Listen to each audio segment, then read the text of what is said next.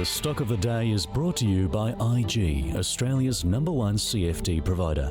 With over 17,000 markets and extended trading hours, turn US earnings season volatility into opportunity. Get started at IG.com. If you've been watching this program, The Call, throughout the week, or even ausbiz.com.au in general, you've probably heard alluded to the great rotation, so-called. So today I thought we should ask each guest about that so-called great rotation. I mean, banks are down as much as 10% in CBA's case, and the miners are getting a bid. So what is this rotation from banks into other parts of the market? And importantly, most importantly, what stock would these two use to play that? And my guests today, Jim Bailu from TenCap and Ben Clark from TMS Private Wealth.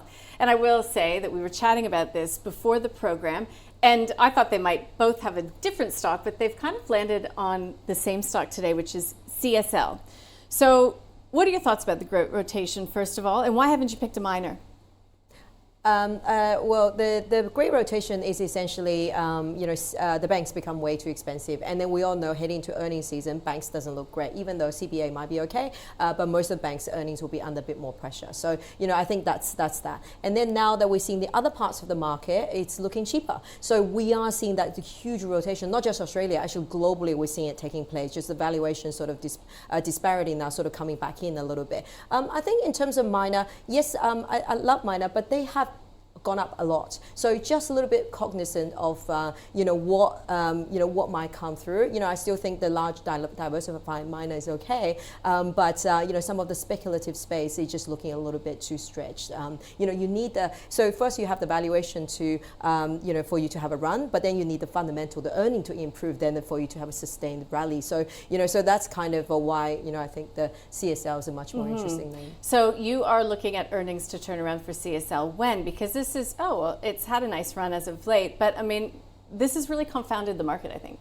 That's right. So CSL has disappointed for quite some time now, which is, very, very disappointing for the business. And it sounded like now that finally the analysts have put their forecast now reasonable enough for the 2025. We all know flu is going to be a bit tough. We all know there's certain areas a bit tough, but everyone's brought their numbers down. That's great. Now it's 2026. So company actually has been out there talking about potentially cutting out up to 30% of their R&D costs. So that's massive. Now, their R&D hasn't really paid off. So in a way, it's a good thing. They're driving efficiency. So there's a lot of efficiencies coming through. And that potentially is a huge upgrade for 2026 numbers. So we do think that, but given where it is in terms of the how cheap it is, now heading into result with a double-digit earnings upgrade for next year, it looks very reasonable. Interesting. So yeah, the share price uptick really did happen when we heard about those efficiency drivers, I suppose, cutting R&D. But what does that mean for CSL in the long term?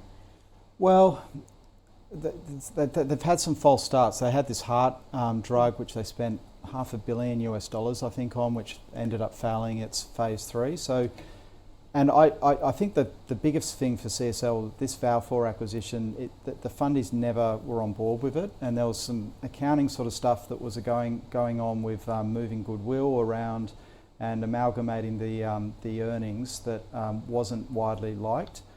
We've had Trump at war with healthcare generally, and it's not just CSL. It's like if you look at the US market, the worst performing component of their market last financial year was healthcare. So Pfizer, Eli Lilly, etc., have all been out of favour, and we do tend to follow these trends out of America.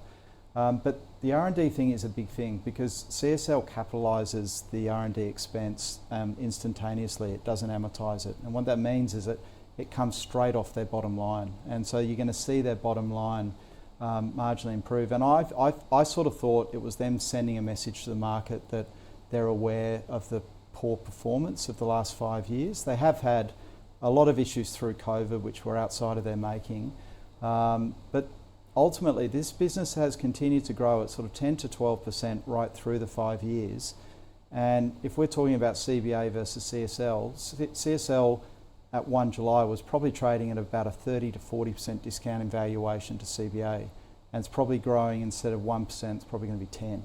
So to me, it's an easy, there's an obvious trade there. All right, CSL, that is the stock of the day for both of my guests, Junbei Liu from TenCap and Ben Clark from TMS Private Wealth.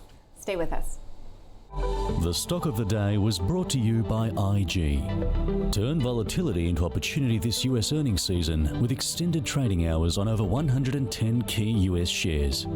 Get started at IG.com.